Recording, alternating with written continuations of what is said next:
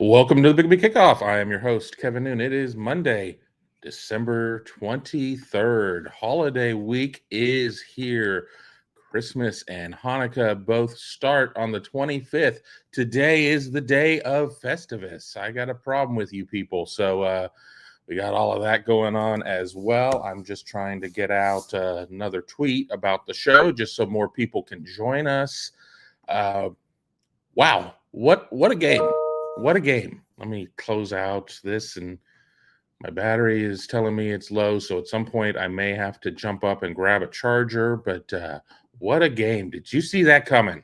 Did you see that coming? I saw an Ohio State win. I'm not going to lie. I've said that before. I certainly saw an Ohio State win, but 42-17 in a game that really wasn't even that close. It wasn't even that close. 21-0 to start things off. I mean, wow. And yes, we are going to hear people talk about that face mask. Well, let me tell you, it was a face mask. So that's not up for question, but Ohio State caught a break. Well, Will Howard had his face mask caught. And that extended Ohio State's first drive. Instead of a 3-and-out, Ohio State's able to march down the field. First to Jeremiah Smith's great touchdown receptions. Is live now. Let me. Oh, come on. Well, right. Whoever's here is here because I can't get this put out there. I just did not see a game of that, of that style happening. And wow, what a moment it was. What a moment it was. Brad on Twitter, we would normally see Brad. Well, no, I guess I do normally see Brad on Twitter. I really know the name of a lot of our regulars, and I know what platform most people are. I mean, the vast majority of people do watch us on YouTube, and thank you. YouTube is probably the place that we're able to monetize this the best. And at the end of the day, it is a job. So, I mean, it's a labor of love, but got to get paid. Love don't pay the bills. But yes, thank you. Airing of grievances is right. Feats of strength, everything for that. My Festivus poll is set up off camera. I don't want to show you what a mess my house is right now. So just know that I got a problem with you people. Brian DeGroff, good afternoon. We got good afternoon, Kevin, and chat. Of course, an OH and an IO going on there. Brian also saying that he didn't see the game going that kind of way. Mike Ferguson, Kevin, can we please make Tom hitchhike the entire way to Pasadena? You might have to leave now if that would be the case. We will be on the ground coming up here after the holiday. I am flying out the night of the 28th. Tom and Tony are flying out the morning of the 29th. We needed to have somebody out there for the 29th because we weren't really sure of the schedule. We're still not really sure of the schedule for the 29th. We are going to get to talk to like 2 people on the 29th. I thought they were going to get out there maybe a little earlier than they are, but we'll see. We'll see how that all works out. But we will be out there, live shows, interviews, analysis. I'm sure Tom will do some of his behind the scenes stuff, probably behind the scenes of the Rose Bowl. All sorts of great content. A lot of content that you can only get at BuckeyeHuddle.com. So you really don't want to miss out. And you don't want to miss out on BuckeyeHuddle.com itself. Not a member yet, $4.99 for your first month. $4.99. That would get you all the way through the national championship game. Now, I'm not trying to put the cart before the horse here. I'm not trying to get ahead of myself. But if Ohio State beats Oregon, is that the national championship game right there? Is there anybody else in the field? And I understand the betting odds have Texas as the betting favorite right now. But is Ohio State, Oregon the de facto national championship game? And is everything else just kind of gravy? Now, I'm gonna say something that you're gonna get mad about, and I'm not trying to speak anything into existence. In 2006, I certainly remember a game that was supposed to be the de facto national championship game. Then Ohio State goes out to the desert and lays an egg. So I don't know if you necessarily want to buy into all of that. I mean, it's fun stuff for us to talk about, but I don't know if, certainly the team's not going to say that. Certainly the team's not going to believe that. But is there really another team in the field that concerns you, like greatly concerns you? I mean, you got to be concerned about every game. Stupid stuff happens all the time. We see upsets. We did not see any upsets in the first round of the college football playoff.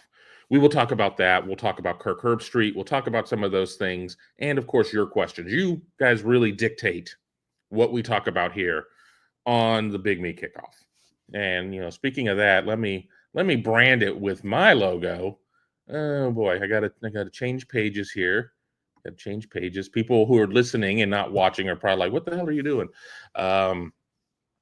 You guys really program this show. That's what I really like to be able to do, is give you guys the opportunity to have, a complete back and forth.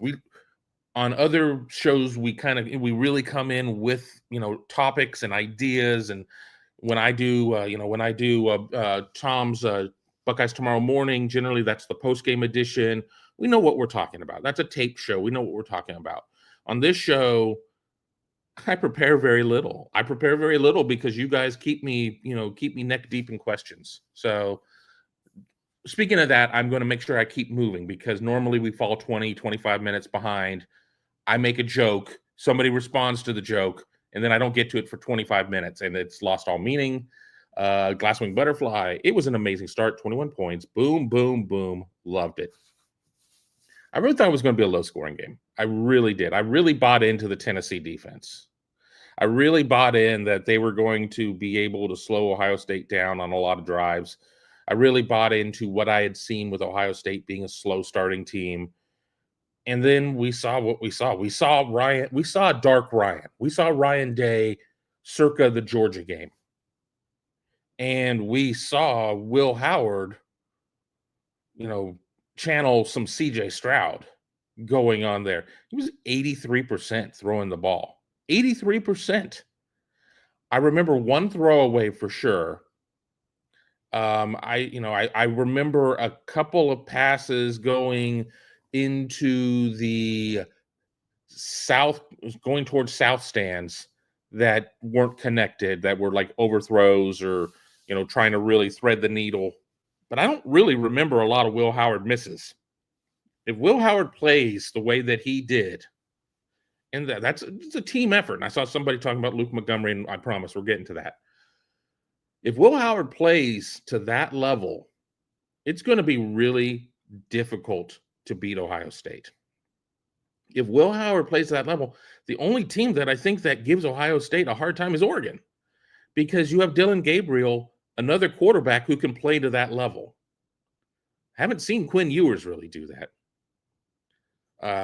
The Gunnar Stockton for Georgia, who's now filling in for the injured Carson Beck, we haven't seen him throw, really. I mean, who else? Riley Leonard at Notre Dame. I mean, he's fine.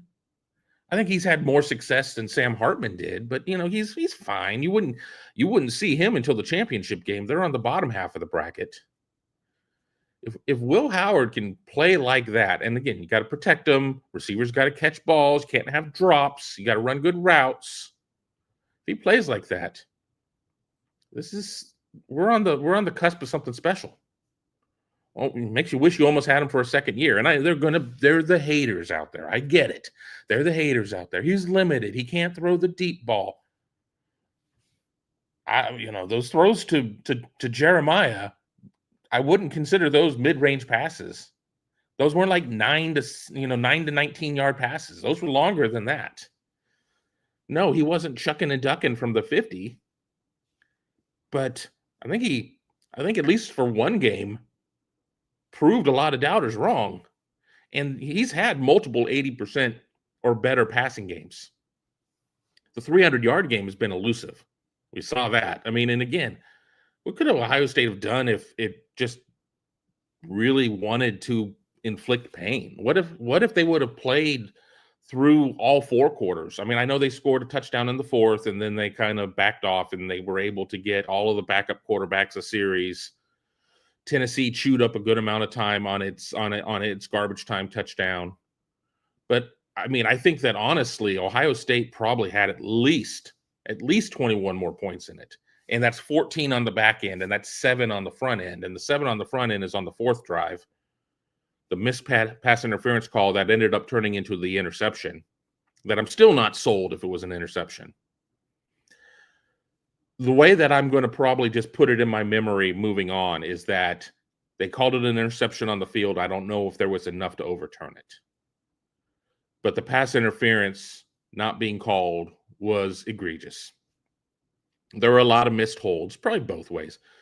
Somebody's been posting, and I believe it. I haven't gone in. I certainly don't remember that Ohio State has not had an opponent called for offensive holding, like on the line, this year. Or I guess for offensive holding. I mean, I saw Jack Sawyer sack the man while he was being held the entire way. Sometimes you wonder if that's just a case of, well, I'll throw the flag if he doesn't get the sack. But, JT Tuimoloau has been held more than a newborn baby. He's held every damn play, more or less. And I get it. You can't call every hold just out of function. What a boring game it would be if every hold was called.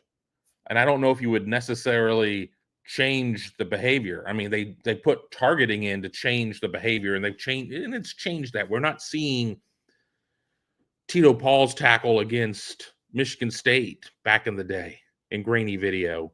We're not seeing a lot of those launching things, but I don't think that we would ever get target, or we would ever get holding really fixed.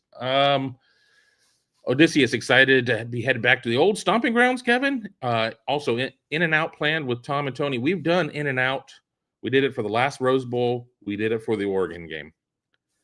I'm not going to be mad if we don't do in and out, period.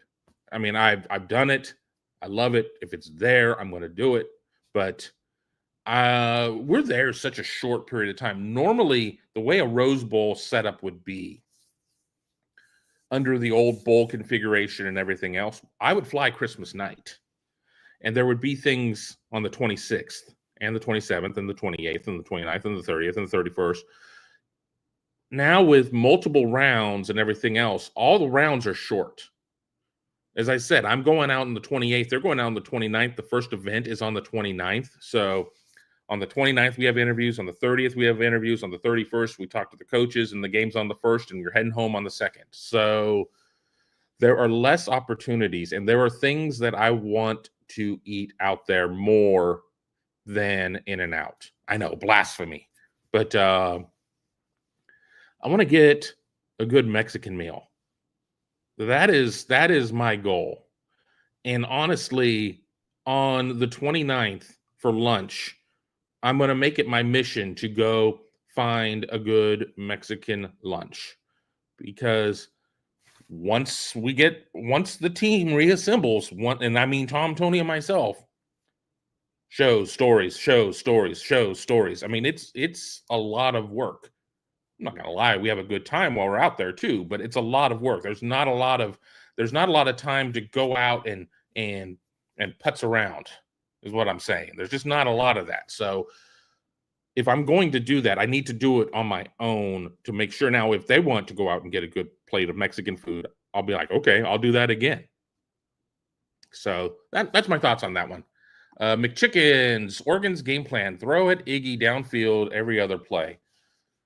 I watched the first quarter and a half of Ohio State, Oregon last night as I couldn't sleep again.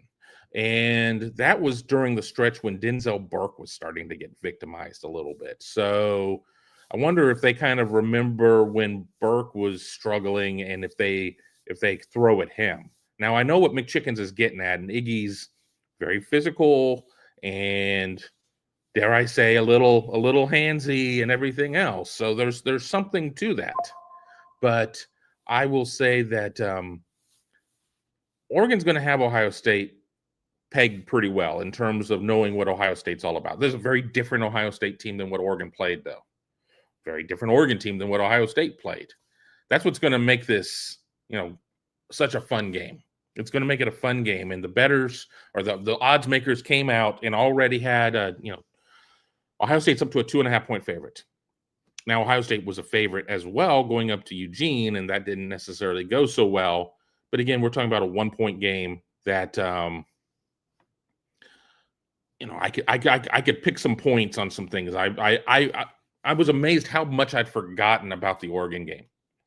And once we're done with the show, I'm going to probably heat some food up and turn the game back on and watch it, unless I'm really enthralled by the famous Idaho Potato Bowl. As I sit here and I look at the Myrtle Beach Bowl, it's 37-15 UTSA over Coastal. I've had it on in the background, have not really watched it. But, to McChicken's point, yeah, I think that Oregon's going to, they're going to have 13 games of Ohio State game film to go through. Plus, they're going to have 4 quarters of football of experience of going against Ohio State. This is really, really a fascinating game. I have started building my spreadsheet. I'm not far into it. I will probably have it built by Christmas morning. That's my goal. And we'll start writing things like Tail of the Tape on the 26th. But this is a fascinating game. This is, there are already some other games out there with giant lines because of the way that the buys work and everything else. Boise State not getting much love. Arizona State not getting much love. This game and then Penn State, the Penn State game are the two that, or not the Penn State game. Oh, God, I don't have the bracket in front of me, but this is the one everybody's going to want to watch. Gary K. Hello there, Kevin. You guys have a safe trip to LA.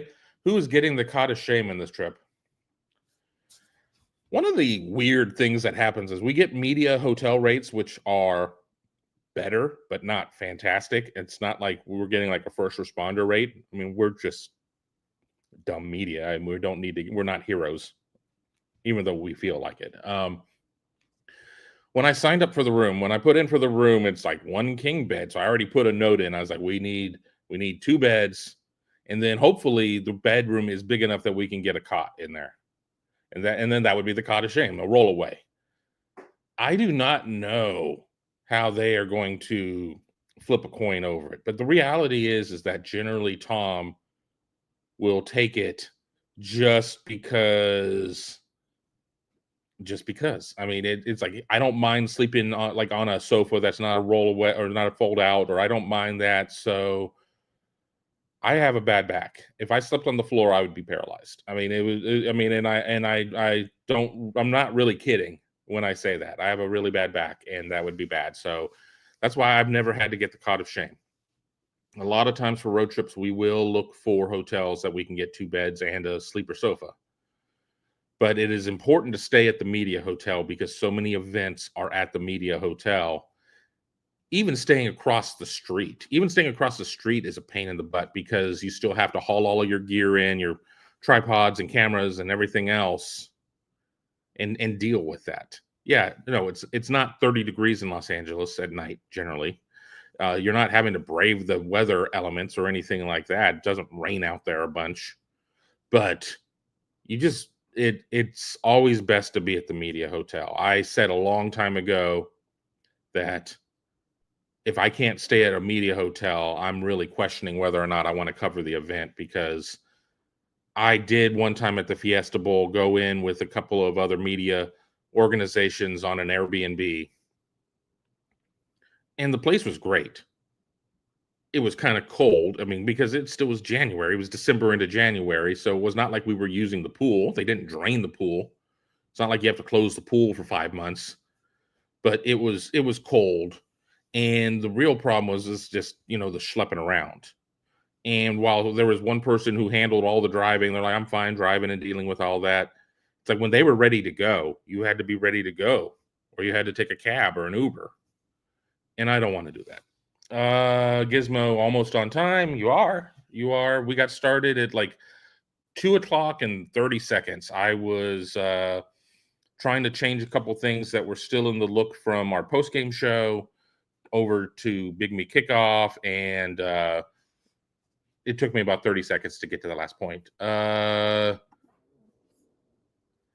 David Greenshield, have you ever considered yourself part of the Lunatic fringe? And here we go. What in the blue hell is Herby talking about? Okay, look, I real talk here. Let me put on my real talk hat. Real talk here.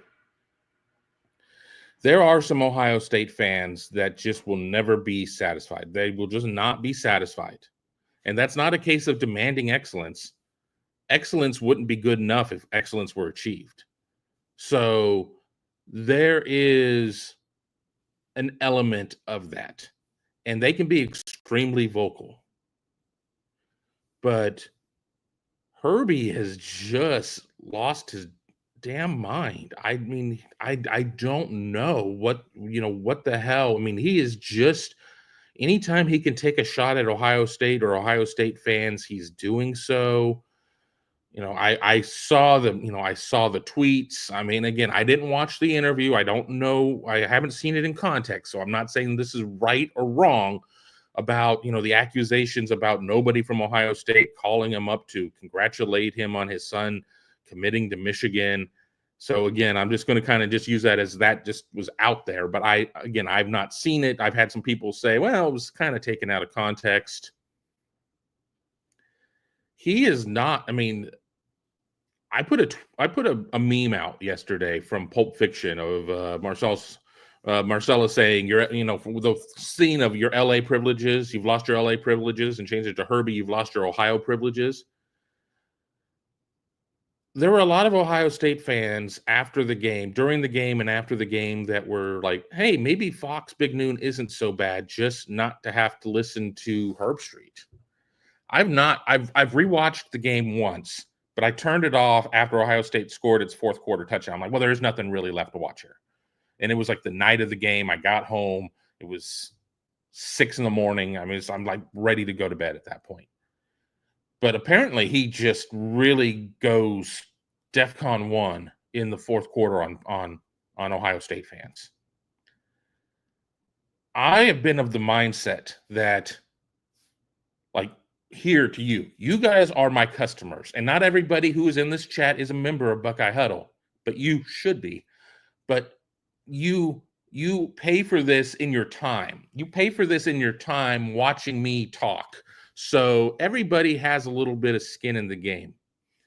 How stupid would it be of me to belittle people who watch me on the regular and tell them that they're part of the lunatic fringe and stupid and this and that and the other? I'm just of the mindset that I don't piss off customers. Now, I take that to a point. If King Bronco comes in and starts speaking in his pig Latin, I'm going to make fun of him. I'm not going to call him stupid. I mean, come on. But, does anybody have the decoder ring? Can they read this or whatever? I will bounce people who are spamming the chat, who are being, terrible. And generally, we're talking about away fans. I don't know if we're going to get Oregon fans. We'll probably get some Oregon fans as we get closer to the game who will find our chats and will come in and say some things. And again, it was like Tennessee. Like, Paul the Vol was great. He was great. I mean, he was friendly. He was opinionated with his opinion, but he wasn't condescending. He wasn't a jerk about it. There were some Tennessee fans that were maybe a half step below that who were still fine. And then there were some Tennessee fans that were like 4 steps below that who were terrible. And they got bounced. And maybe I'd sit there and be like, this ain't the chat for you. But Herby ain't saying this ain't the show for you. He's going scorched earth. Now, I understand from a television standpoint that ESPN has the SEC contract. ESPN has a piece of the ACC contract. They have a piece of the Big 12 contract. They don't have any of the Big 10 contract. There's something called protecting your properties. So you're going to generally speak a little kinder of something that you have some capital in. But this wasn't a case of trying to talk up the SEC. This was a case of just being a flat out asshole. And I don't understand it. And people are, whoa, Herby's going to block you on Twitter. Herby's blocked me before. He's blocked me. I was blocked for 2 years. I mean, that goes back to COVID, and he was saying some things, and I asked him when he got his medical degree because he thought he was a doctor, and was like pissed off that day, and I took it out on him, rightfully so. So I don't understand what's going on there, and people are like, even Fowler didn't engage because they're like, oh, he was shocked. Well, I don't know if we were seeing Fowler's face at the point. I haven't seen the footage, but it feels counterintuitive. It feels counterintuitive, and I think you all know my feelings on Pat McAfee. I think that's a young man's game. I'm a generation too old to care about it, to like it. People are like, I really enjoyed watching the McAfee broadcast instead. I have that one recorded as well. I've not watched a second of it. But when you're supposed to be, you're this guy who calls 4 games a week and, flies around on wheels up and gets to take your dog everywhere and making $13 million a year or whatever. I mean, again, this isn't class warfare. I wish I was making $13 million a year. That'd be fantastic. We wouldn't have to have super chats if that were the case. But all joking aside, I don't understand, why would you do that? I mean, it's not like it's not like you're Morton Downey Jr. And for the kids out there, but probably anybody under 30, ask your parents who Morton Downey Jr. is, who, his show was about being partisan. He was one of these partisan types. He was a very, very vocal Jerry Springer type who he had his political bent, and anybody else who didn't was an idiot. And I mean, but that was the gist of the show. He wasn't doing that under the guise of calling football games. I just don't know what he's doing. I don't know what he's doing. I mean, there's part of me that thinks that maybe he's just having some problems or something. I don't know. I don't know what the issue is. And then for him to sit there and talk about how special Ohio State senior tackle is and everything else, because his, one of his sons just, is going through his last year at Ohio State, even though he had medically retired due to some heart issues. And of course, we send our best out to his son, and and as he continues his recovery. But talking about that in the same telecast that he accuses Ohio State fans of this, that, and the other, it really feels disingenuous. It really feels disingenuous, and I have a big problem with that. I don't need to go to dinner with the person who calls the sporting events I watch. Now, I absolutely would go to dinner with Joe Davis, who calls the Dodgers. Absolutely. I would have absolutely gone to dinner with Vin Scully, who called the Dodgers. But I don't get it. I don't get it. All right, maybe we'll get back to that again if there's more stuff. Again, I have now fallen 24 minutes behind. That seems to be the standard of what happens. I get off on a tangent, and there we go. Odysseus, feats of strength between Tom Toney and Kevin cage match. Toney is a lover and not a fighter. I don't think he would do very well. I get angry, so I would and have old man strength. I still think Tom would win. I think Tom, with having the kids and probably a lot of wrestling matches with the kids and everything else, and he still can get out there and ice skate when he's doing hockey practice and things like that. I give a pretty significant edge to Tom. I don't think Toney would do well at all. I think I would probably be in the middle. I don't have a lot of speed. I have reach. I have long arms. I have reach. Toney would have to sit there, and he would have to get in, and then and then get you to the ground of UFC and start working on the ground game. Mike Ferguson, I got the alumni email with the package yesterday. I would be going if it weren't for work. A week is a quick turnaround. It is a quick turnaround, and that's the biggest thing that I'm interested in, is how are the teams who played going to fare versus the teams who got the bye week.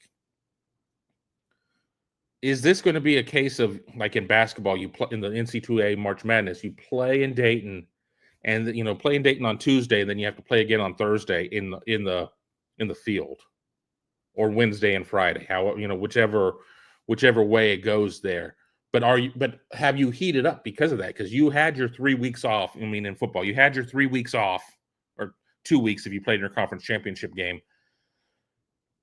Been able to get ready for this game, and then now it's like, well, you're almost back in the season. I mean, you're actually getting a little bit more time than you would in season, where you play on Saturday and then you play on Saturday. You're getting a little bit more time. Now, as for fans, a lot of schlepping around. I mean, I really only think like the super motivated, and maybe the people who have a lot of means are going to be the ones who are going to be able to go to all 4 stages or 3 of the 4 stages. I think a lot of people are going to have to kind of pick and choose. And here's the thing is, with Ohio State, Oregon being such a pick 'em largely. I know I said earlier, it's a 2.5 point line in Ohio State's favor.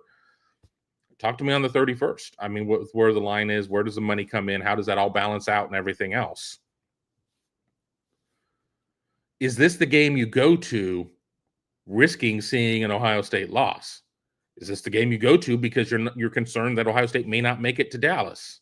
Is this the game you go to because it's the Rose Bowl and that's what it's all about? I mean, again, when I was a student at Ohio State, they did not get to the Rose Bowl. I was out of Ohio State before they went to the Rose Bowl against Arizona State. I was already out of school. If Ohio State would have gone to the Rose Bowl, I really don't know how I would have ever gotten out there as a student. I would have cried and begged to my parents, please, please. I'm sure some of my fraternity brothers would have gone, so I would have had people to hang out with, because I guarantee you what they wouldn't have allowed me to do, go out there by myself.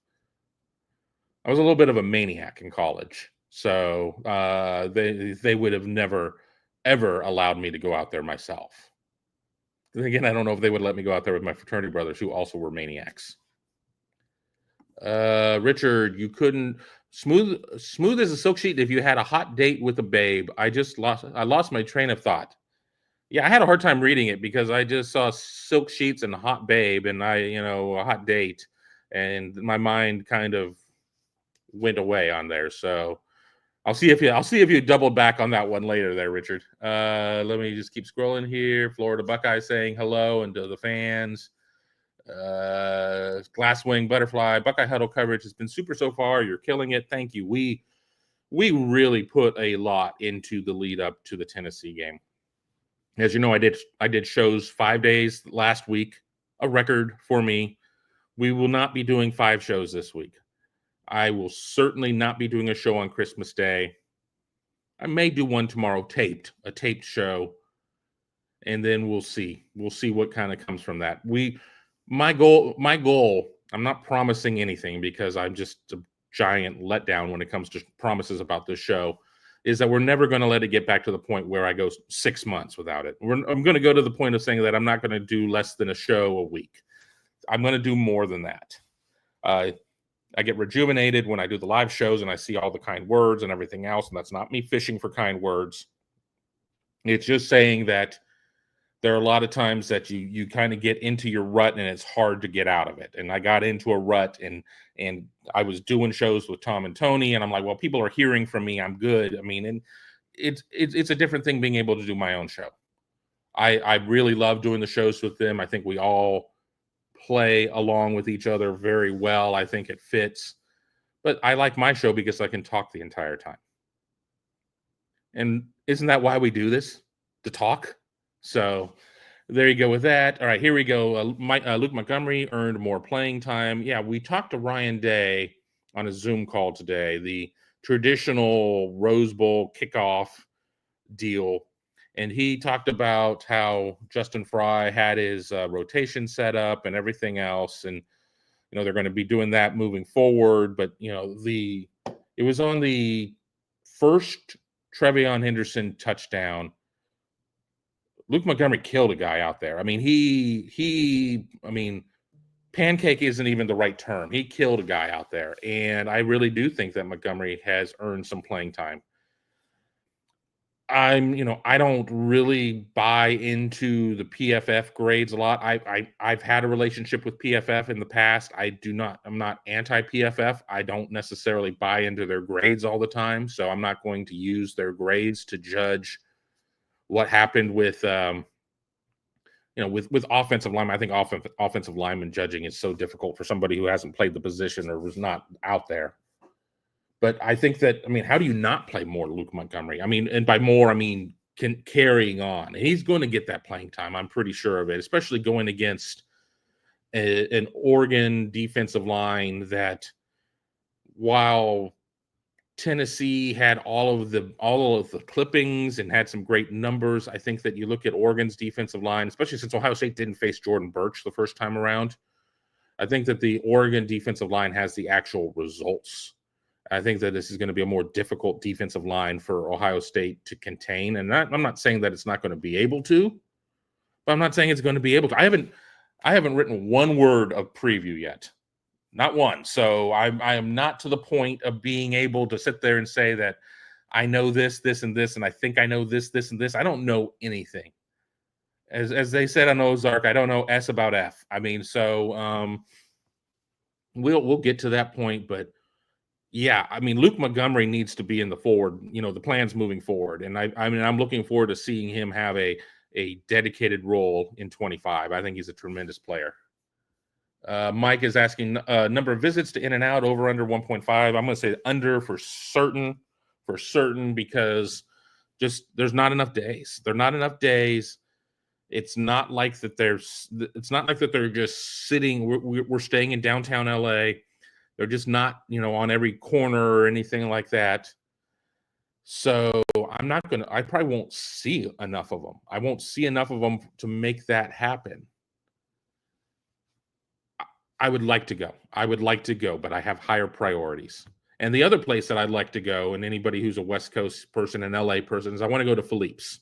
And that is the birthplace of the French dip sandwich. And the last couple trips to LA, I've gone there as well. A lot of members on the media are like, are we going to Philippe's? I'm like, I would love to, but we just have to kind of see. We have to see, at least with where we're staying. I don't think it's going to be a terrible Uber ride not getting a car.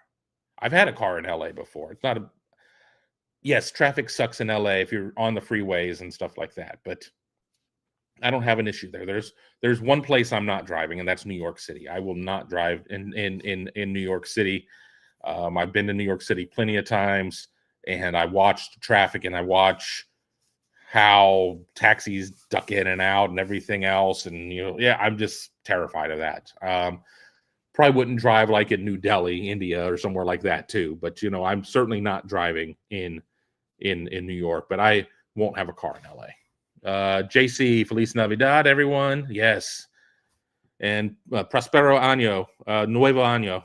My Spanish is horrible. My pronunciation is super gringo, and it's probably been 1,000 years since I've spoken any Spanish. Florida Buckeye, how many players are allowed to travel to Pasadena? All of them. It's a bowl game. It's postseason. You're not limited to 73 or anything like that. Everybody can go. It was like that for the first round. Tennessee brought its entire roster. It brought its, hell, David Sanders Jr. was there. As he's already enrolled. He already had finished up at his school in Charlotte. He's enrolled at Tennessee, or he's in that pre-enrollment phase. He was there with the uniform top on. So you can bring everybody. That's a nice thing about the bowl game. If you're part of, if you're not part of the 85, but you're part of the 105 or the 115 or whatever it is right now, you can go to these types of events. You can, if you're like 115th out of 115, you're probably not playing, but these games do not count against redshirt rules. So we saw a lot of opportunity for Ohio State once that game was in hand. They were really able to fully empty the bench. A lot of people were able, will be able to say, I played in a college football playoff game. So that's the case on there. Mike says Notre Dame looks good, but they would be the final game. Yeah, Notre Dame certainly does look good. I think that they are probably the other team that you have that concern about. I think Texas to a certain extent, Notre Dame to a certain extent, but does Ohio State have Notre Dame's number right now? Do they have? It's been since the 30s. since Notre Dame's been able to beat Ohio State. And I know what happened in 1995 doesn't matter for what's going to happen in 2025. At that point, it'd be 25. Doesn't matter. But there is a bit of a mind game that happens there. Mike Smith, hello, Kevin. Great to see you today, and you as well. Troy V says it was a low-scoring game for the Vols, and it was. I urge everybody to check out on Buckeye Huddle right now on the front page. I think it's in the second slot. I wrote 2 stories leading up to the game, what Ohio State has to do on offense and what Ohio State has to do on defense to win the game. 5 picks on each of them. Yours truly went 10 for 10. All 10 of them happened. I also do a series called 3 shots, which are my bold predictions. None of those ever happened. I haven't gone back to look, but I'm pretty sure I went 0 for 3. I'm just a little too bold. Let me keep scrolling here. Brian DeGroff, Will Howard didn't have one of those what the hell moments. No, I mean, let's be honest. The interception was kind of a, ooh, did you really just throw that over the middle? I mean, but if Jeremiah was not getting mauled, he catches that. And it's Jeremiah Smith, for Pete's sake. He makes that play.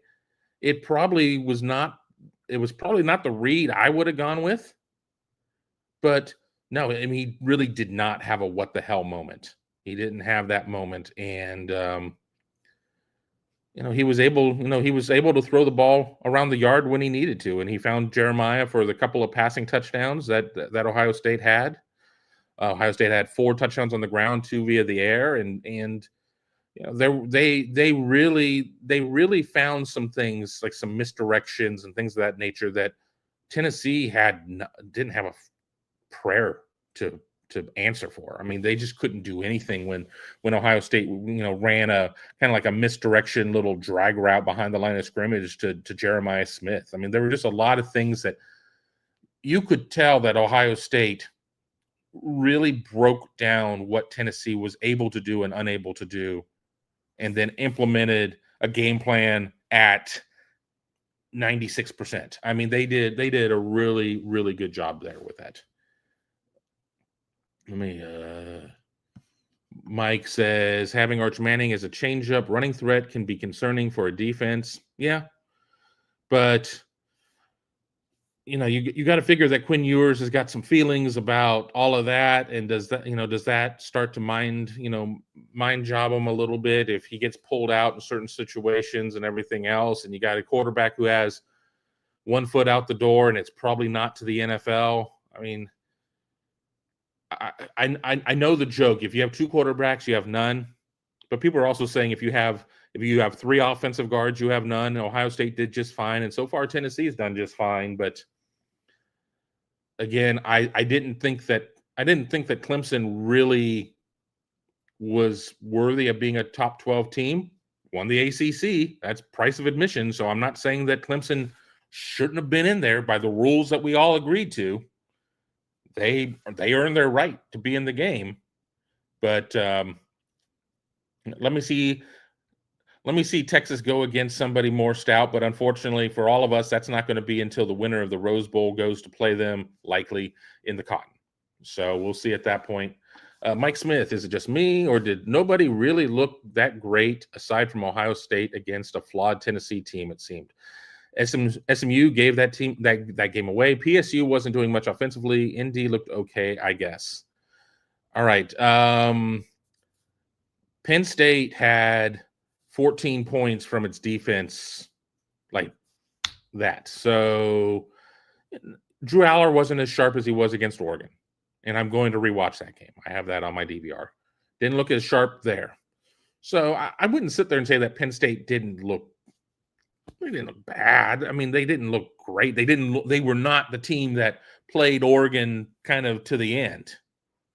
And SMU was grossly outclassed in that game. Notre Dame, they looked good. They looked good plus, great minus. I mean, I think I was fine with what I saw there. I think Texas had its moments until it let Clemson come roaring back. So, yeah, Ohio State came out and maybe affected its opponent more than any of the other teams did. Ohio State got its opponent down on the mat and really did not take its foot off of the neck until the final 5 minutes of the game with backups in. So that could be said, but it's all about matchups and everything else. And, how would Notre Dame have looked against Tennessee? How would Penn State have looked against Tennessee? How would Ohio State have looked against SMU or against Indiana? I mean, we've seen version 1 of, Ohio State against Indiana. And I'm also not going to be Kirk Herbstreit and just trash Indiana being in the playoff. Yes, the Indiana schedule was garbage this year outside of Ohio State. Yes, I mean that it is what it is. But as I said 3 minutes ago, we all agreed to certain rules going into this. You can't change it. No takebacks. No takebacks. Now, is that, is that Jimmy Pitaro at ESPN demanding his on-air talent to stump for the SEC or to stump for content product that they have inventory of? I don't know. Maybe. I'm grabbing a charger while we're doing this, so bear with me. I did not have a charge in my computer, a good charge in my computer going in. I didn't realize that. But it just feels awkward. It just feels weird. It feels contrived. I don't know. Let me get this plugged in for a second before we go on, because that way we will be able to go on past the hour. One day I will learn cord management and wrap them up properly and not have a rat's nest of a knot here. So give me a second as we're doing this. Got the final score. UTSA crushed Coastal Carolina 44-15. We got 6-0 Fresno State in the Potato Bowl. Very exciting stuff. Very exciting stuff. So we're going to plug this in. All right, give me 1 second.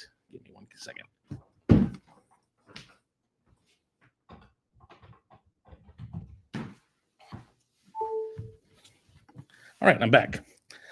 I just didn't want you to see that I'm wearing sweatpants right now and moon you as I was bending over to plug in the camera or the computer. Market X got to pressure Dylan Gabriel and win the turnover battle. We do that and we win by 10 points. I mean, I think that absolutely it's going to be about being able to generate pressure. I mean, Oregon's offensive line was pretty good, if I remember right. But I think Ohio State's defensive philosophy has gotten more aggressive. I think that Jack Sawyer and JT Tuimoloau and everybody else, Tyleik Williams certainly had himself a game. The joke had always been that he's good for one, killer Sports Center type of series, and then maybe it's not necessarily there for the rest of the game. There's some moments. I thought he had a really good game. What about the roughing the passer on Kenyatta Jackson? What a load of crap that was. And I went in and I was reading some Tennessee message boards, because why not? After the game, you do that when your team wins. You don't do that when your team loses. And they were having a fit. I can't believe Bill Lamonier, they didn't know his name, but the booth official in the telecast is saying that that's textbook roughing the passer, body weight on a quarterback.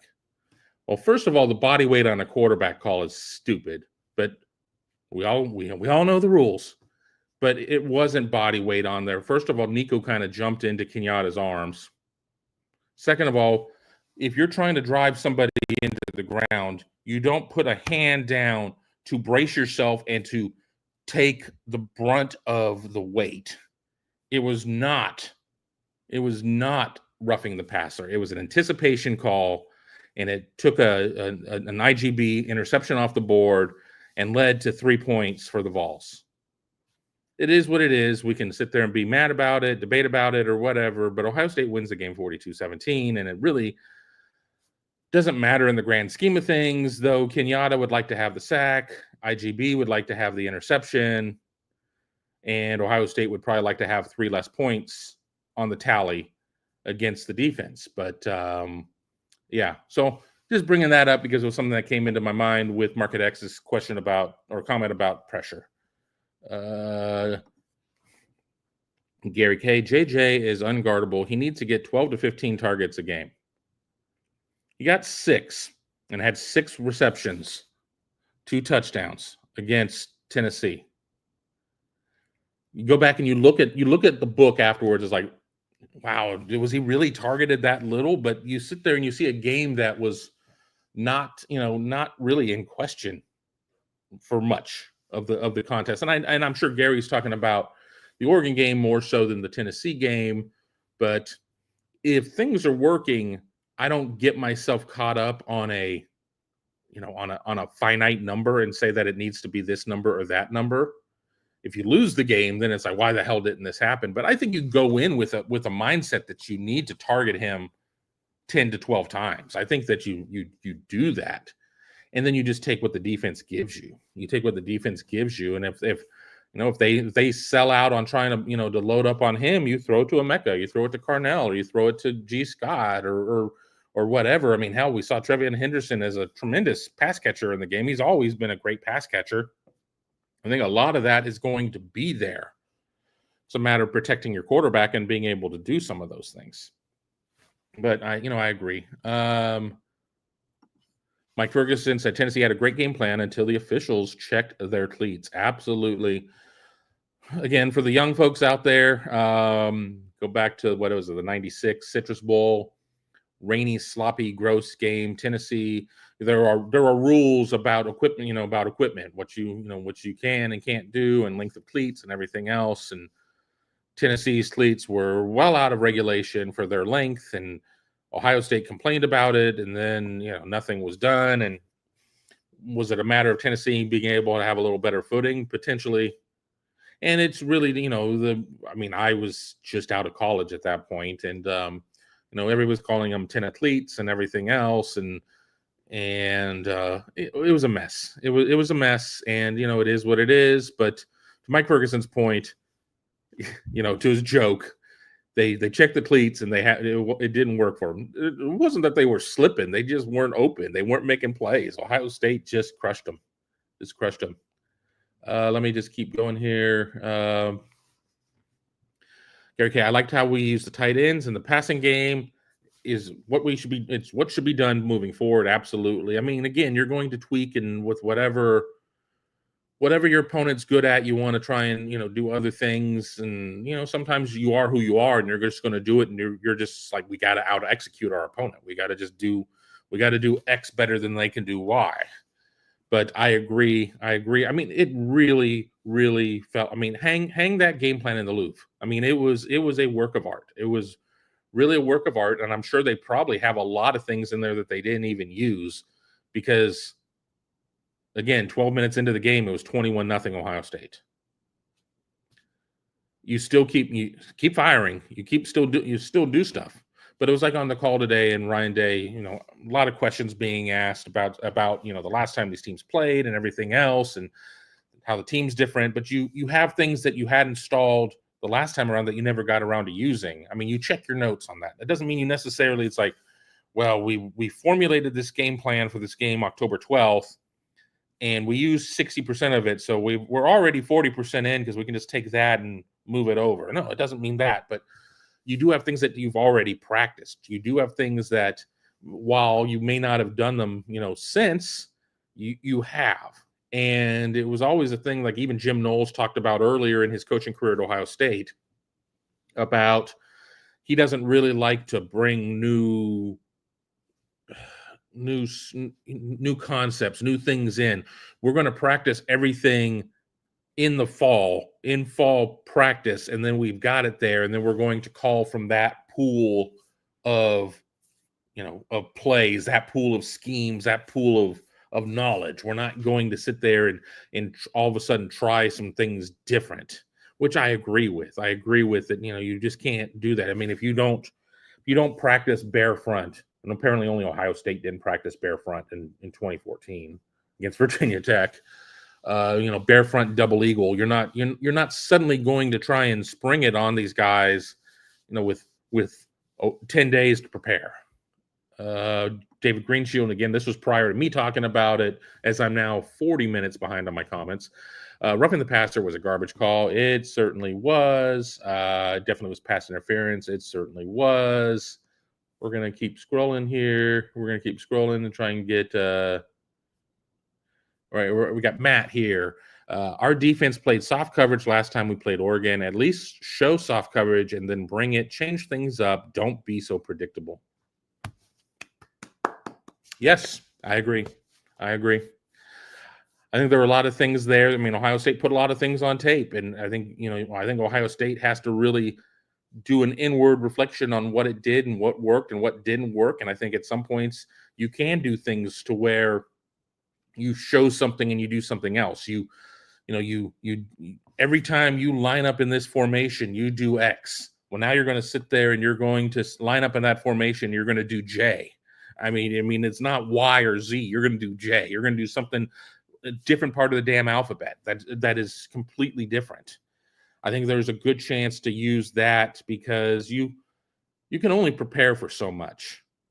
It's not like you can just sit there and take out the encyclopedia of modern football and say, all right, we're cram session. We're going to learn everything that's in here. So nothing is a shock. Now it's football, and you are who you are, and Ohio State suddenly isn't going to come out and run single wing or anything like that. But I think that you can do a situation of where you break a lot of tendencies. And, you better, things that you're doing, you better be able to execute. Don't go out there and be a change agent for the sake of change. You need to go out there and do things. You got to be able to pull it off, because you can't pull it off. That's just as worthless as running the same crappy plays that may not have worked the first time. 1st and 10 to 2nd and 10 is the same thing either way. 2nd to 10 to 3rd and 10 is the same thing either way. You need to be able to sit there. You need to stay ahead of the change. You need to be able to do these things. You need to be able to pressure Gabriel. You need to be able to sit there and chop Jordan James, the running back down on first contact. You need to sit there and not let Ferguson, the tight end, be able to run over you. I mean, there's a lot of things. Now, easier said than done on all of those. But the same for Oregon. Oregon's got to figure out, okay, Will Howard is more confident passer now. Jeremiah Smith is maybe a little bit, more confident in what it is he does. Ohio State's pass rush may be better than what it is. The Ohio State offensive line, while it's down, Simmons and McLaughlin, who both played in the Oregon game the first time around, they seem to have found a swagger. That's what makes it so fun. Gary K. I think Jermaine Matthews played well. If Burke gets torched like the last game against Oregon, he should be the next man up. He is the next guy up. I think the goal is that you just hope that you don't have to do that situation. But you can't throw the baby out with the bathwater. You have to. If sometimes a back shoulder throw happens, and you just have to go on to it. But that Oregon game was a low point for Burke this season. We have not mentioned his name a lot in the last 7 weeks. So whatever was wrong has righted itself. Now, a really talented quarterback who can place the ball very well, and receivers who are on the same page to know where the placing is going to be, the placement's going to be. There's something to be said about that. But, I think Ohio State does not need to completely focus on a situation of, what if this happens? That hasn't happened in a while. So while you want to have a plan, I don't think that you need to sit there and maybe put a ton into it yet. Troy V, Mexican street tacos would be a good hungry huddle. It's like a California staple. Yeah, I need to find my GoPro. I don't know where the hell it is. I know it's at home, but I have so much gear at home, and it's like I have gear in 4 different rooms of the house and various bags. I don't know where the hell my GoPro is. I need to find it. Mike wants me to have margaritas for lunch. Hell, if I didn't have to do the show, maybe I could have a margarita for lunch today. But maybe not with street tacos if they're like legitimately on the street.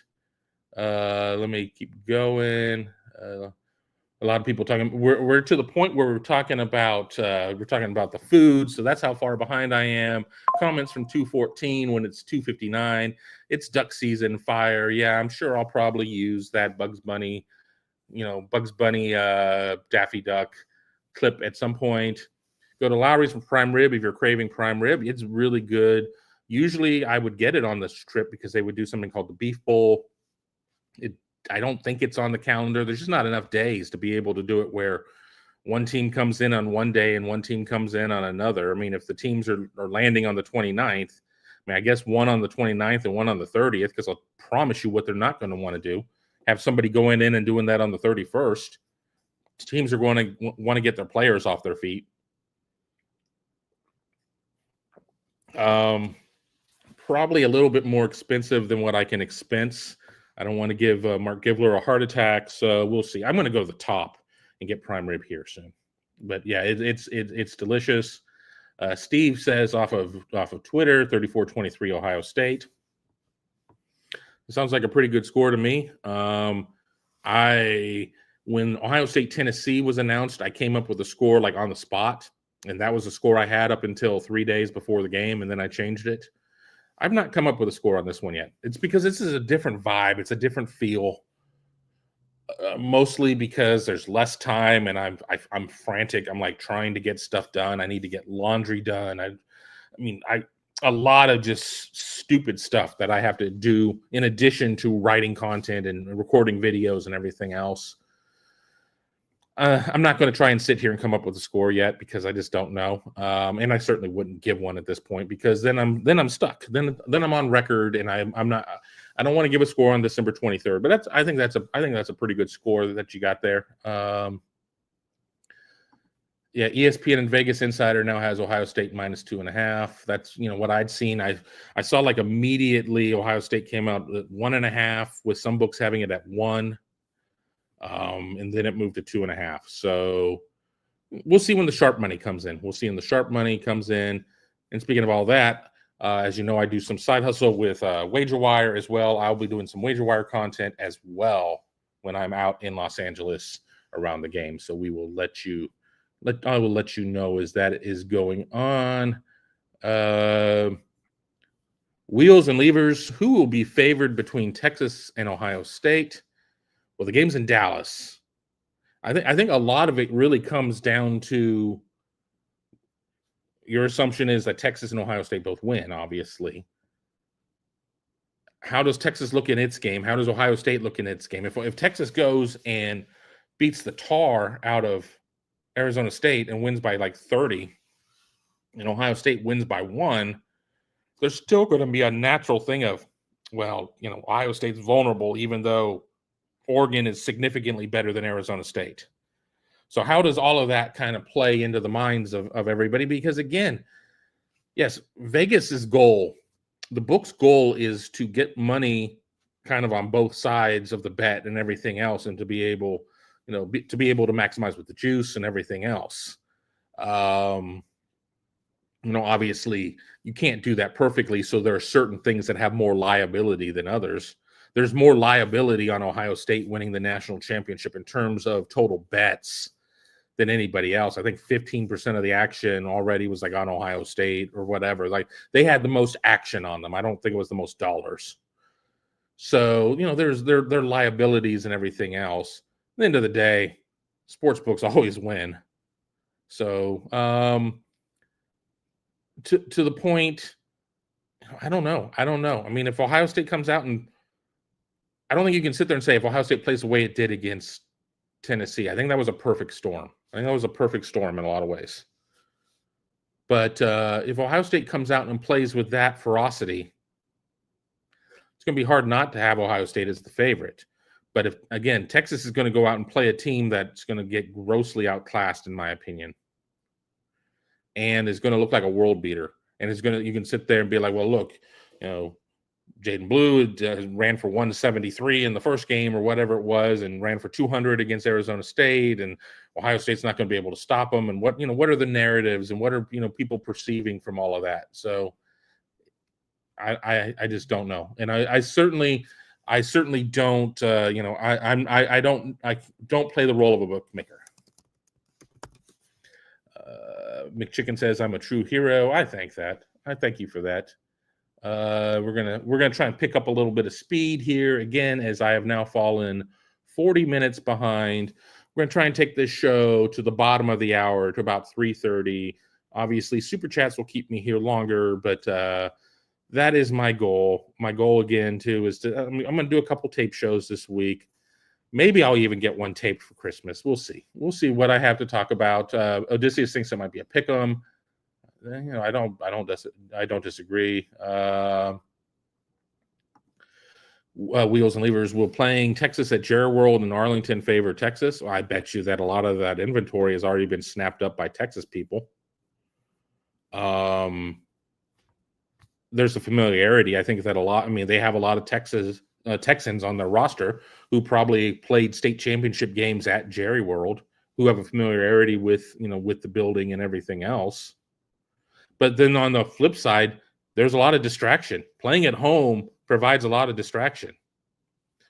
I mean, people have already kind of anointed you. You got a lot of people around. Sometimes it's not bad to be able to up and go to LA and play in LA and not have to worry about securing 65 tickets, for cousin Cletus to be able to come in and see at the game. So, yes, I think that there is an advantage, but no, I think that there's some disadvantages too. And again, it just comes up into the mental toughness of each team. And it's not a matter of, well, this team's tough and this team's weak, but how are you able to block out distractions? And yes, you have to play 7-8 games at home over the course of the season. I get it. So you're dealing with even more distraction when you're playing on campus. But I think there are some distractions there because that game would be a national semifinal game and everything else, and people might be, already getting in your ear about Atlanta. So I don't know. Hopefully that my non-answer had some answer elements to it. McChicken says Herby's a wacko. Yeah. Paige says that Herby is insane. Yeah. Currently to win the Natty, Texas plus 310, Ohio plus 330, Oregon plus 480, Georgia plus 480, Penn State plus 500, Notre Dame plus 700. For those who are not gamblers, that means on a $100 bet, it would pay off 310 for Texas. It would pay off 330 for Ohio State, and so on when it is a plus. When it is a minus, it's in the other direction. That is the easiest way to explain that. Obviously, you don't have to bet $100 at a time. If you bet $10, it would be 31, 33, 48, et cetera, et cetera, et cetera. Do with that as you will. You cannot bet in Texas, but you can in Ohio. Bootzilla.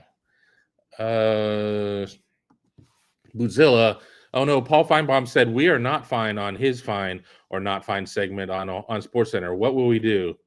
I don't watch SportsCenter, so I don't know what the segment is. I guess it would not surprise me if Ohio State, as a traditional Big Ten team, draws the ire of some of the personalities on ESPN and other hater media because A, of beating an SEC original member kind of in Tennessee, and B, it's a lot easier to root for Oregon, who has Dan Lanning, who was an SEC assistant, and Oregon is kind of an interloper to the party. And if Oregon comes in and has already won the Big Ten in its first year, and if it comes in and wins the national championship, that has nothing to do with the Big Ten. That's really just more about Oregon. But I don't know. I don't watch SportsCenter. I don't want to watch SportsCenter. Like, the only show on ESPN I watch that is not game coverage is College Football Final. I don't think I watch anything else. I won't even watch 30 for 30s at this point, but that's mostly because I never can find them. I did flip on the other day. They had one on Miami, the U or whatever, and I watched like a minute of it, and it just made me angry, and I turned it off.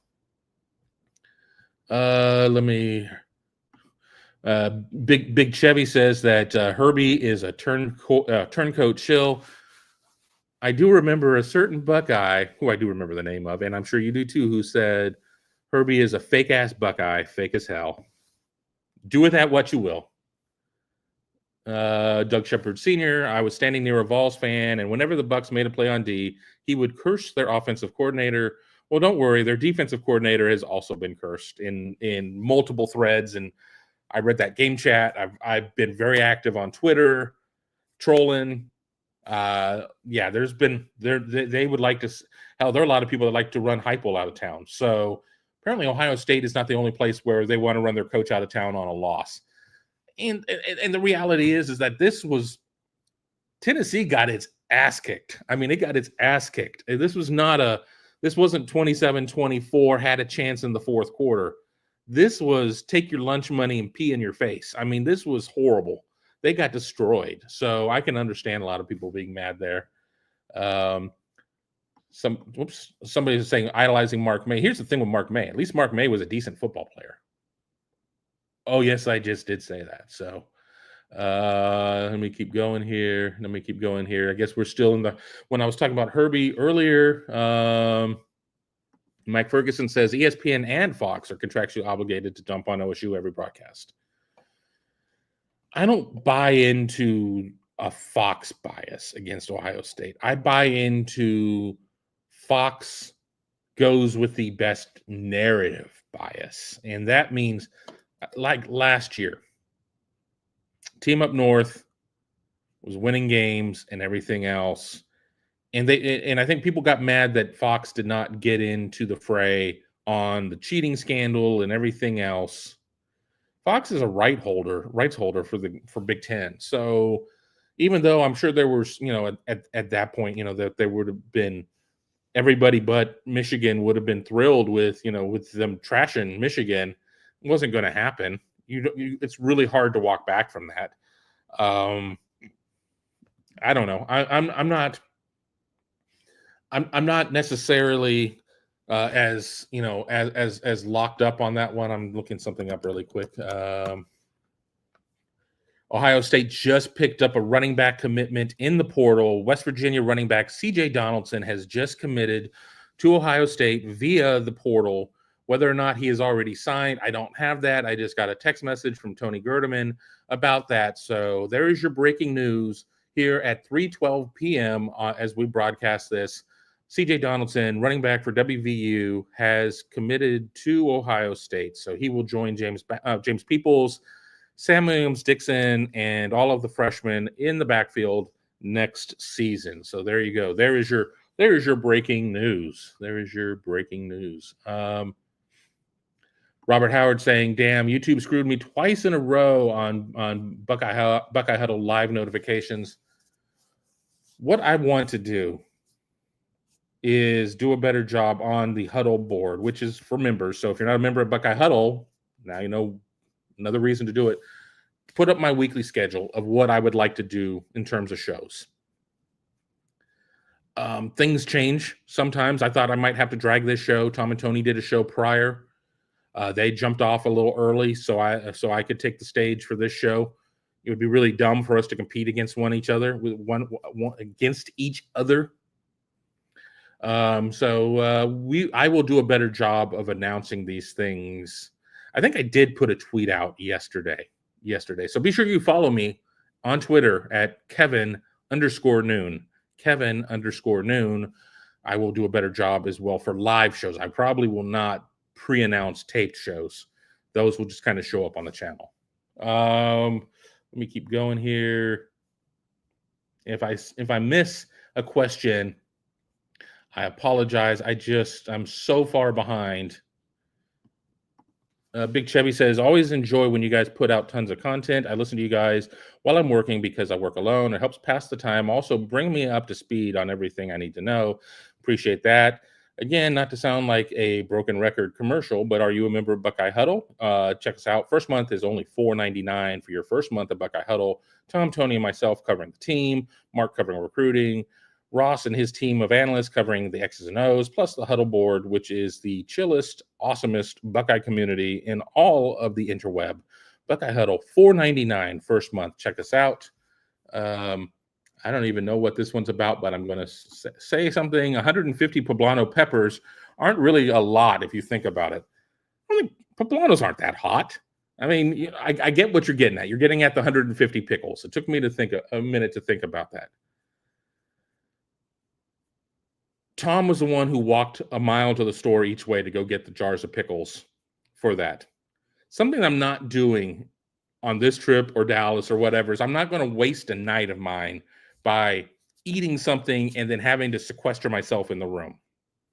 I missed the media party because of the pickles, so I don't necessarily want to do that. But I don't think poblanos sound like they're going to be that bad. I mean, I used to really be a chili head. I really had a really strong heat tolerance. As I've gotten older and indigestion and heartburn have gotten worse, I've dialed it back. I still get hot and extra hot salsa when I see it at the store. When I go to a Mexican restaurant, I ask for the hot salsa, not the table salsa. I want the hot. But I'm also not looking to put a hole in my stomach. So, and let's not forget, and we're not doing it right now. I need Tom and Tony as witnesses. We did get a lot of super chats in for there. It was a situation of we set a dollar figure. It's going to be a higher dollar figure for the next time I ever do anything like that again. It was more of a proof of concept to see if people actually would get on board with it. And boy, did they. And then I paid for it. So there you go. Westwood is at the base of UCLA campus. Frida's Mexican cuisine. I'm staying downtown. I haven't really looked at what's near me. I'm not in Westwood, I'll tell you that. I know that. But I will find something. I'm not afraid to jump in an Uber and go 15 miles if I have to. I'm not going to go, I'm not going to go to parts unknown to go and find something. I mean, I think that even mediocre Mexican food in LA is like 1,000 times better than the best Mexican food in Columbus. Sorry, Columbus, but it's true. So, we'll go from there. David Sanders may be rethinking his decision. It's a little late now. I mean, granted, Julian Sayin enrolled at Alabama, and then Saban left, and then he left. But I think he's fine. But boy, would it be great. But Ohio State already has a portal lineman. I think is in great shape with at least one more. I think they're going to take 3. At first, I was kind of locked in at 2, but I think it's going to be 3. I think we'll take 3. Let me just keep going. Warpug, can Boise State beat anyone? Yeah, I mean, if Ashton Genty goes nuts, I mean, it happens. I mean, Boise played Oregon very well. Granted, it was week 2 of the season. I would much rather, if I'm the underdog, get somebody early in the year when maybe they haven't, figured it all out yet. But I think Boise could do something. But this isn't going to be the case of when Boise beat Oklahoma. Oklahoma not really that interested in being in the Fiesta Bowl that year, and Boise came in and ambushed them. So there's something to that. But they're fine. I mean, I really like Ashton Genty. I really like him. But is he going to be able to run for 200 in that game? I don't think so. Is he going to be able to run for 150? Maybe. Is that going to be enough? Probably not. Mike Smith, they mentioned it on the broadcast, but never gave the real answer. Can Devin Brown commit somewhere and stay, or is he gone if he commits? No, you can. Shoot. I think if you commit, you can't. I think if you commit, you got to go. There's no pressure. I mean, here's the thing. I'm going to just say Team X because I don't want to put any schools out there. I've not talked to Devin. I don't know what's going on. If Devin agrees to go to Team X,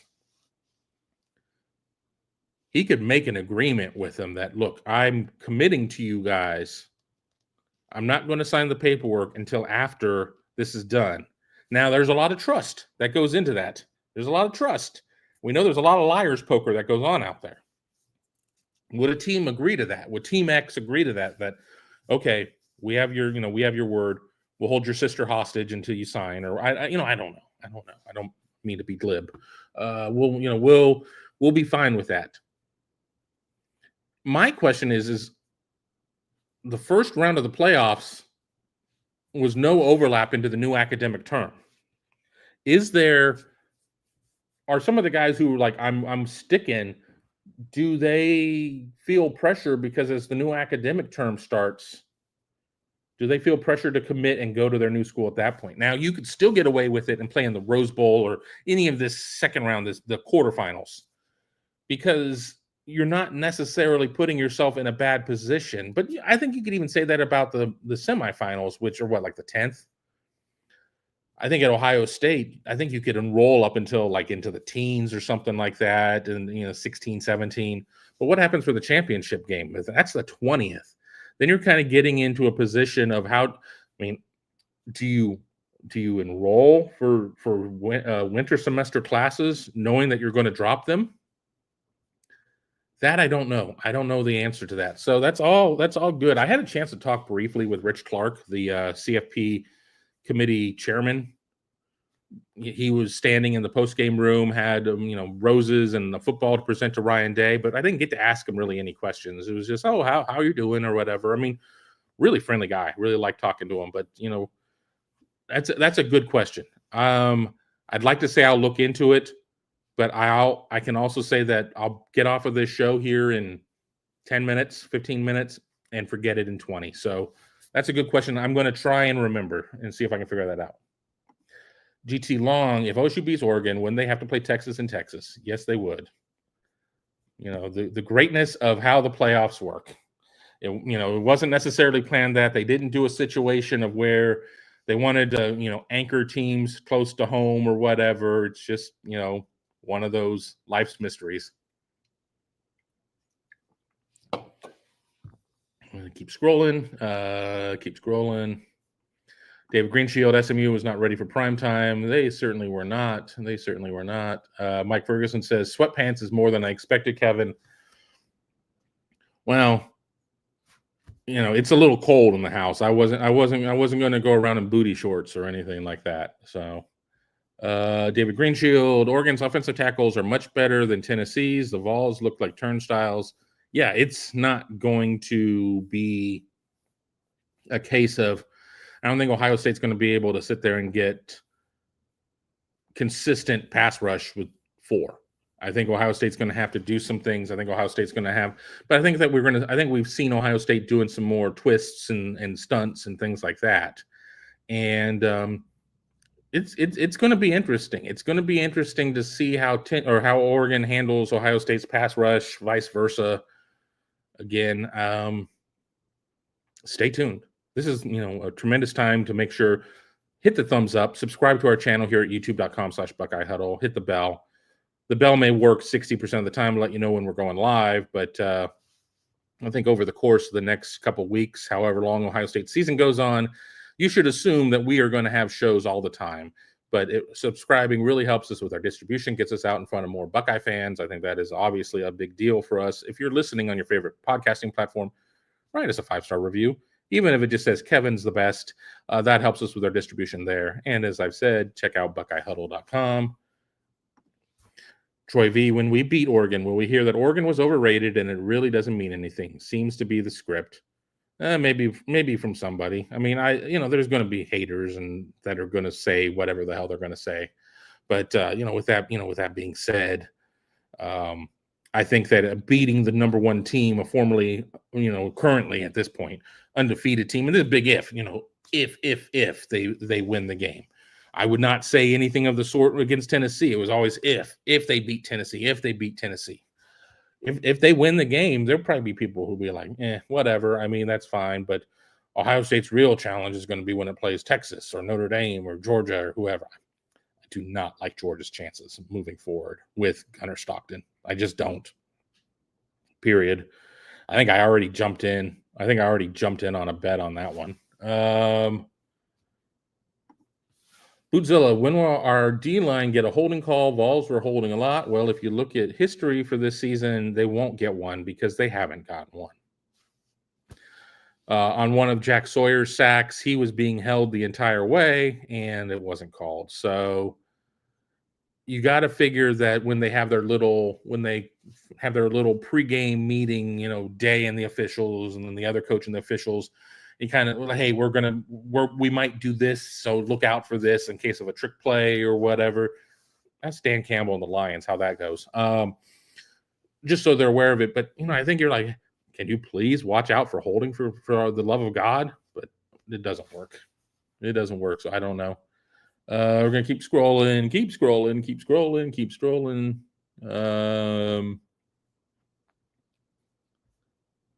Mika Hanna, one of good friends of our channel, who is very excited and in all caps. And normally I would yell at somebody in all caps, but it's Mika and we love her. Let's effing go, Buckeyes. If we continue to spread the ball around and rotate more, we'll win the Natty. Will Howard proved he can throw the ball deep in tight windows. Still got a lot of work to do, but we can do it. I think that most of the people on this chat, I haven't really seen any interlopers yet, are very pro Ohio State and hopefully share your sentiment. I know there were a lot of doubters going into the Tennessee game. I'm sure this probably alleviated the fears of some of the doubters. Maybe not all of them. I think that winning the Oregon game will turn the temperature down with the vast majority of Ohio State fans when it comes to Ryan Day. But there, again, as I said, you can't please everybody. Kirk Herbstreit included. Let me keep going.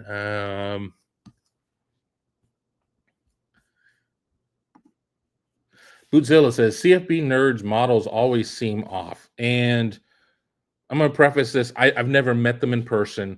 We do talk offline. It's been a while since we've talked offline. I really like them. I think they do really good work. The model had Ohio State winning 27-10. You know, it was like 10.2 and like 27.1. I don't remember exactly. I do remember the whole number, so. And for what it's worth, I thought it was going to be, I said 24-13 Ohio State. I thought it was going to be a low-scoring game. I bought more into the Tennessee defense. I thought that, they only, they gave up, I'm trying to think, 17 to Arkansas, but that was a loss, obviously. They beat Alabama. Obviously, I think that Jalen Milroe is very inconsistent. I really like him. I was going to say I really want to like Jalen Milroe. Nothing is stopping me from liking him. I like him. I just don't think he is a complete quarterback. And that's not, somebody, topping off the tank from 95% to 100%. I think he's like 60% of a quarterback. But the 60% he does, I really like. The 40% that he hasn't shown me that he can do or can't do consistently is very problematic.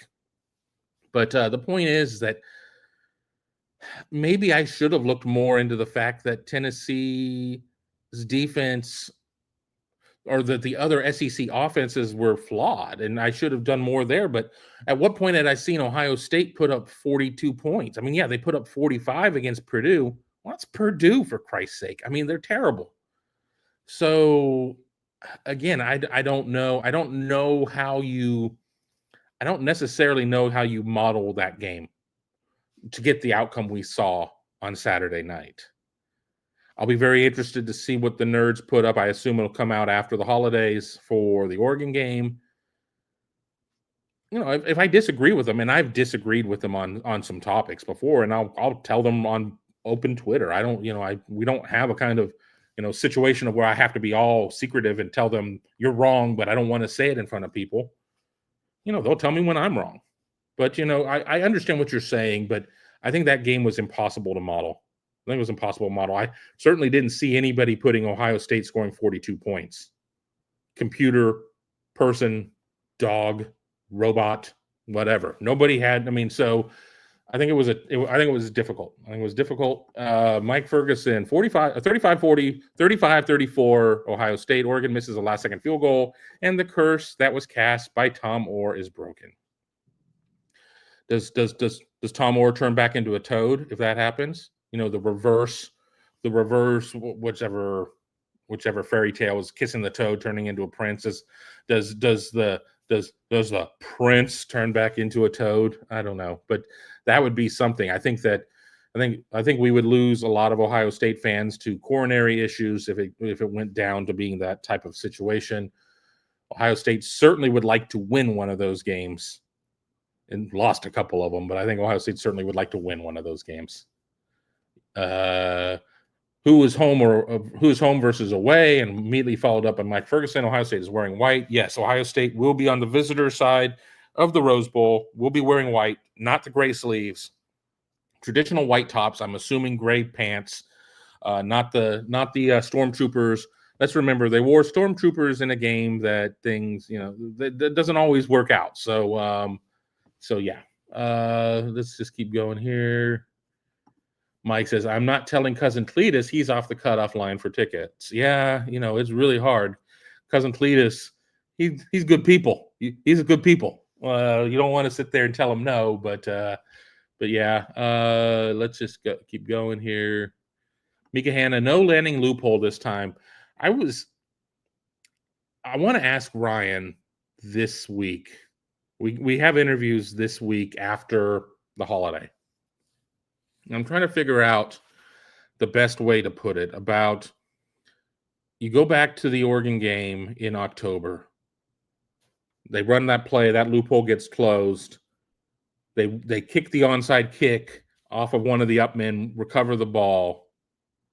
How much more heightened awareness do you have to take into this game in its entirety, knowing that Lanning has shown a track record that you have been a part of some creative thinking? And, I expect to get, the coaching type of answer. So I'm trying to tighten the screws on that one a little bit and get it to what I want. I mean, not the answer I want. You can't sit there and predict the answer you're going to get from the coach and say, this is the quote I'm looking for. But I think that people want to know that. Here we go. We're getting caught up here. Mike Ferguson, CJ Donaldson signs with Ohio State. Absolutely. We caught that one there. Here we go. Smash that thumbs up. Hit the like button right now. And then a crap ton of thumbs ups. So why don't you do that? I'll give you guys 3 seconds to hit the thumbs up if you're watching us on YouTube. 3, 2, 1. Smash that button. We really appreciate it. All of that helps us with our metrics. All of our metrics, our distribution. YouTube did a purge a little bit. We lost a few followers, probably some bots out there that followed. We don't actively look for bots to follow us, but I think some of that happened there. Some Odysseus talking about, I'm confused with Northwestern tackle. He's a running back. The Northwestern tackle, his name is Josh Thompson, I believe. Josh Thompson. Ohio State also did receive some crystal balls, whatever, on the Rice offensive lineman, interior offensive lineman, which generally means that's going to happen here soon. I doubt Ohio State will have them both go public on the same day. They really like to split things up if possible. Odysseus saying Locke doing work. Yes, he is. Brian DeGroff has Justin Fryer earned one more year. I know his recruiting is a question, but he deserves some love for Saturday night. I'm going to go back to Ed Warner. Ed Warner, I felt, did a really good job of development. Generally had the Buckeyes in the conversation a lot of years for the Joe Moore Award. That goes the nation's top offensive line. Ed Warner was not a great recruiter. Period. Fact. That's not an opinion. That's a fact. I had kids who did not end up at Ohio State who told me, and this is a pretty close paraphrase to the quote, he's kind of a weird dude. Okay. But I'll say this, his kids, once you got into the system, his kids would run through a brick wall for him. So you had that. Then you go to stud. Couldn't recruit. Could not recruit. How was his development? I didn't think it was terrible. But I think that his recruiting impacted the development because he was recruiting some guys that I don't think any amount of development would have them to being a Big Ten caliber lineman. And then you bring in Justin Fry. I think the development is there. I think that in the front end of Fry, he dealt with the issue of there weren't the bodies in the room. I do think that there have been times, though, that Ohio State has chased the big name target and come up short. But it's not a case of that he's missed out on, like, say, a Paris Johnson Jr., and I know that wasn't his recruitment, but it hasn't been a case of where there's been that big lineman in the state of Ohio that's been kind of the 5-star. You can't miss him. You shouldn't miss him. That he's missed on. He's missed on the linemen out of the DMV area, the DC, Maryland, Virginia area. He's missed out on the linemen in North Carolina. He's missed out on the linemen in California. Those aren't gimmies. Those aren't layups. And now recruiting is a lot different, too, with NIL. Ohio State didn't lose David Sanders because Ohio State was not competitive in NIL. Full stop. But it does change the geometry some. So to Brian's question, I do too think he deserves some love for Saturday night. I did see some positive comments out there that, hey, I think some people should owe Justin Fry some apologies. And then, of course, the lunatic fringe decided they didn't like that answer. But 2026 is a heavy Ohio top-end offensive line class. If he is able to get several of the Ohio guys, if he's able to get Deron Parks, who I know now is in Florida, was in West Virginia, if he's able to get Champ Smith, who's in Vero, he was teammates with TJ Alford, then he's closed the loop. He's put together a top offensive line class. Then where to go from there? Now, if in the class of 27 falls off the table again, then it's like, what the hell do you have to do to string classes together here? But I do think that there were a lot of people that are ready to run his ass after this season that need to maybe at least take a 30 and think about it. Let me just keep going. Again, skipping a few, and I apologize. We're just so far behind. I've gone over my hour 30, but you guys are keeping me company, so I'm enjoying it. Mika, love you, buddy. Love you too, Mika. I hope you have a wonderful holiday season.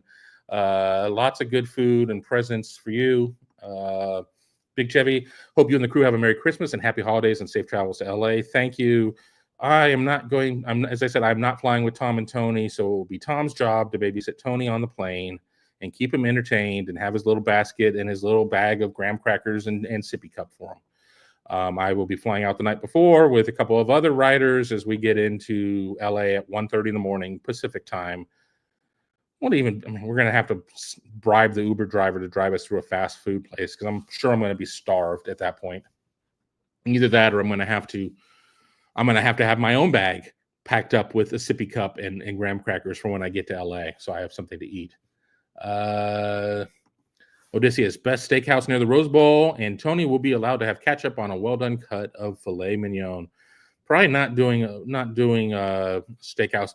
Did have a member over at Buckeye Huddle send a little bit of a Christmas gift for us to go out and get ourselves something nice for a meal or whatever. So there will be one meal where I probably will, take that amount off of the top and apply it there and be able to get us in under the number that we need for the expense report. So thank you to that member who happens to be here. I already know that. And yeah, so we do enjoy that. We do enjoy that.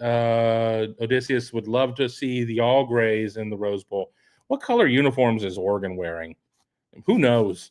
Green, black, yellow, taupe. I mean, the safest thing for Ohio State to wear is white, honestly, because they're the road team. They're the 8 seed. Oregon's the 1 seed. There's no coin flipping. There's no the Big Ten champion wears this color. The Pac-12 champion wears this color. I mean, none of that's there. Ohio State is 100% the road team. We know how that works, but there's no telling what color uniforms. I mean, and it may be out. Ohio State put out a picture of its uniform top today. Oregon may have it. I probably need to go back and refollow the Oregon football account on Twitter, but I unfollowed them after the game because you just get spammed. There's just too much stuff that comes out of those accounts to follow all 18 of them over the course of the season. Mika Hanna, do they bring in a field goal kicker from the portal? Maybe you look, but you have a walk-on guy right now, and if you go and get somebody from the portal, or you having to pay them and everything else, I mean, I'm of the mindset that you probably want to have a kicker that you feel pretty solid about from 45 in. I don't know. I don't have an answer. I don't have an answer for that. I know everybody was all about Jesus Gomez out of Eastern Michigan. He ended up signing with Arizona State, so that one off the board. I've seen some other kickers go in, but I haven't heard a lot of buzz. About that one. Let me keep going. Being asked about Perry from the portal. I have to look that one up. That's the Central Connecticut offensive tackle. I don't know. I mean, again, they've landed the one player out of Wisconsin who's out of Cincinnati, Ohio, by way of Cincinnati, Ohio. They're going to land the kid from Rice, in my opinion. They'd like to land a third. This is the Northwestern kid. This is the Central Connecticut kid. I don't know. I know that the Northwestern player was down to like 2, and he was going to, after he got off that other visit, was going to sit down and figure it out. So I don't know where that stands. I don't know where that one stands right now. Again, do the kid out of Rice is a guard, in my opinion. He's a guard. You sit there, you bring in the other kid as a tackle. What do you bring the other? I mean, are you going to bring in somebody that's a pure tackle or pure guard? Or are you going to bring in somebody that's like a swing that can play 4 of the 5 line positions? What are you going to do at that point? I mean, what do you do with center? I mean, is Carson Hinsman your center moving forward? Is he a guard? I mean, is Josh Padilla your center going forward? There's so many moving pieces that I don't know if I have all of the answers to be able to tell you, oh, this is, exactly what they're doing. So I don't know. Jeff Spangler is probably only under contract for 1 more year. They don't really sign anybody to longer contracts. It used to only be just ones. Now people are getting signed up to 3 years. If you have years left on your deal, you've got a long deal in terms of what Ohio State contracts are. Just going to keep scrolling. Oh my God, we are almost caught up. Jeff Spangler, ketchup on a filet. Yum. Gross. Mika Hanna, not yet. We lost Will Conroy to Oklahoma, and Max O'Reilly is considered a heavy Clemson lead. I'm still not concerned about what Ohio State's going to be able to do in the state of Ohio in getting Sam Greer and guys like that. I'm not. And I mean, in reality is how many times have we seen Ohio State land an out-of-state kid only to lose him 6 weeks before signing day to the in-state team? What's to say that can't happen the other way too? So I get what you're saying. Obviously, there's been some concern there, but I think he's still going to put together a hell of a class. Hell of a class. Here we go. More thumbs up. We really do appreciate that. We appreciate all of that. One more from Mika Hanna, and we're going to call it as we get almost to an hour 45, and I still have to go in and put this on the podcasting platform. Jackson Carman played for the Bengals, and he stinks. We lost Blake Miller to Clemson. Hate Dabo. Yeah, they screwed up that one. The Jackson Carman, they screwed that one up too. Carman did not prove to be, somebody who, I think in the big picture, they didn't get hosed on that one. I mean, but the problem is what are the optics? What are the things when you sit there and you say, stud, this is your guy. You have got to land him. We will handle everything else. Around this. You land this guy. Move in. See what Harbaugh did? Have a sleepover. Do any of this and land him. And he didn't land him. And it's not like Jackson Carman shocked the world. I think going into, once he announced a commitment date and everything like that, it's like they're gonna miss on this kid. They're going to miss on this kid. So yeah, it sucks. It sucks, but it happens. What's the conversation down there in Miami about Ohio State landing Jeremiah Smith? Kids in our backyard and we couldn't even land them. I don't know. There's this South Florida Express steers kids away from Miami, which also is not true. But everybody's going to have their own opinion of how all of it works out, and kid can only make one team happy, can only make one fan base happy. Tell these kids when they're uncommitted or whatever, and they're out there in engagement shopping, trying to get 25,000 followers on Twitter. I'm like, you're going to lose 18,000 of them the second you commit somewhere else, and you're going to be called a bunch of bad names. So I understand you want to be, bigger than Elvis, but buyer beware. Buyer beware. One more, just to get us to the 1 hour and 45 mark from Wheels and Levers. I hope Oregon doesn't wear funky uniforms. It's Oregon. All they do is wear funky uniforms. Yeah, they do have like kind of that one throwback. That's the more traditional shade of green and the yellow pants. But what did they wear in 2014 when Ohio State, or I guess technically 2015 based on the calendar, when Ohio State beat them at Jerry World? They were funky uniforms.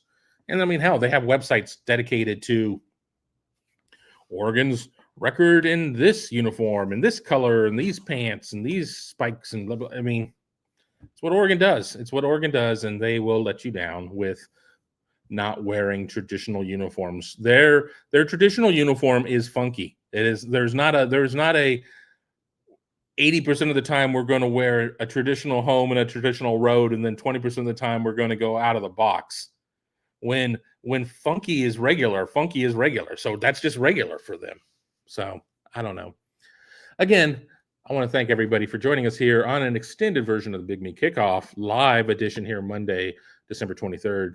$4.99 gets you your first month at Buckeye Huddle. If you enjoyed listening to me for an hour and 46 minutes, you'll enjoy talking to me over on the Huddle board over at BuckeyeHuddle.com. Lots of members here in the chat are members over there. I think that they would all speak highly of the content that we provide over at BuckeyeHuddle.com. But until tomorrow, taped show of some variety, probably about Hot 11. We'll see. I want everybody to have a great day, and I'll talk to you very soon.